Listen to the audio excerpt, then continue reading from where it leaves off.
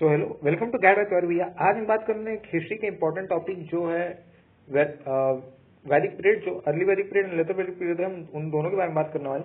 ये Indian serious आर्किट सीएपीएस के point of view से बहुत ज्यादा इंपॉर्टेंट सकता है। ओके, एंड मैं आपको इस वीडियो के स्टार्टिंग बता देता हूँ, ये नोट्स इनके लिए जिन्होंने पहले से ही वैदिक पीरियड को पढ़ रखा है, ये बस क्विक रिकॉल के लिए। तो चलिए स्टार्ट करते हैं। अर्ली वैदिक पीरियड की जो टाइमलाइन थी 1500 से 1000 बीसीई थी। ओके, इन रीजन जहाँ पे ये थे the Aryans mainly lived in the north west part of the sub continent, specially the land of the seven reverse सप्त सिंधु। पॉलिटिकल लाइफ जो थी इनकी अर्ली वैदिक पीरियड में, society was organised into tribes headed by the rajan king. His authority was checked by the popular assemblies such as the sabha and समिति।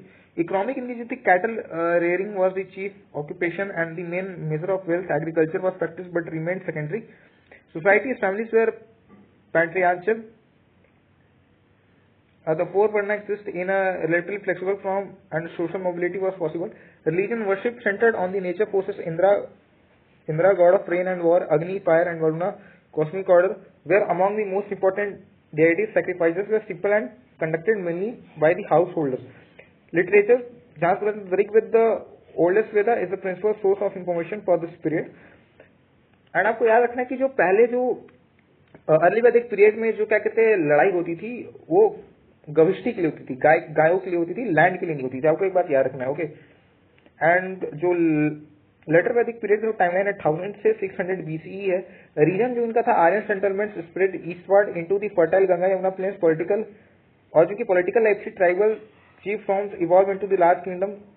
Kings become more powerful and perform the grand sacrifice such as the Ashwamedh to legitimize their rule.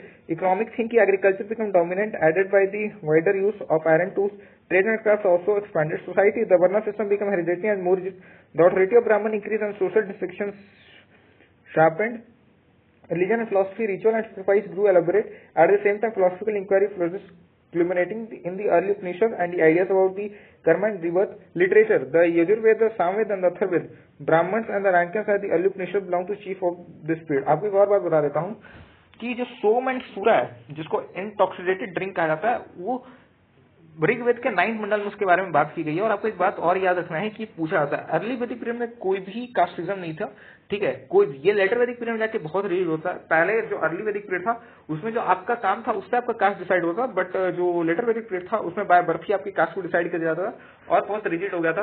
And आपको याद रखना है कि early Vedic period में भी king के पास कोई स्टैंडिंग पावर नहीं है, ठीक है। और इस टाइम कोई भी बलि कंपल्सरी नहीं है। अगर किसी भी इंसान को बलि इन द सेंस टैक्स, जो टैक्स होता है वो देना कंपल्सरी नहीं है अर्ली वैदिक पीरियड में, बट लेटर वैदिक पीरियड में टैक्स को कंपल्सरी कर दिया जाता है। एंड जो सभा एंड समिति थी अर्ली वैदिक पीरियड में, वो जाके अपना लेटर वैदिक पीरियड में जो इंपॉर्टेंस है वो पूरा खो देती है। एंड आपको एक और चीज याद रखना है कि इनके जो timeline early Vedic period letter वैदिक पीरियड को पूछ लिए जाते हैं।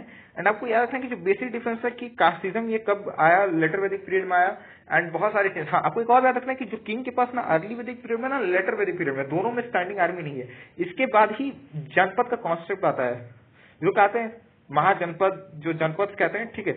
और आपको एक और बात याद रखना है कि जो पहले के जो वॉर होते थे वो गायों के लिए होते थे, ठीक है। बट जो लेटर वैदिक पीरियड में जो फाइट स्टार्ट में, बैटल स्टार्ट में, वो बैटल होने लगे आपके लैंड के लिए। आपको एक और बात याद रखना है, ये बहुत ज्यादा इंपॉर्टेंस रखता है, ठीक है।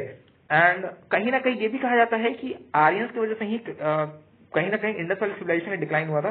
देखिए, आज तक पता नहीं चला कि आईबीसी क्यों डिक्लाइन हुआ, बट उनमें से 3-4 फैक्टर है, पैंडेमिक, फ्लड एंड जो ट्रेड हमारे मेसोपोटामिया के साथ रुक गया था उनका। और या तो लोग कहते हैं कि आर्यंस की वजह से, हमें इसमें जाना है, बट इसमें यह भी कहा जाता है कि आर्यंस की भी एक थ्योरी दी जाती है कि उसकी वजह से इंडस वैली सिविलाइजेशन डिक्लाइन हुआ। And I hope that you like this video and आप अपने ओपिनियन कमेंट्स बताइएगा। तब तक के लिए जय हिंद, जय भारत, भारत माता की जय।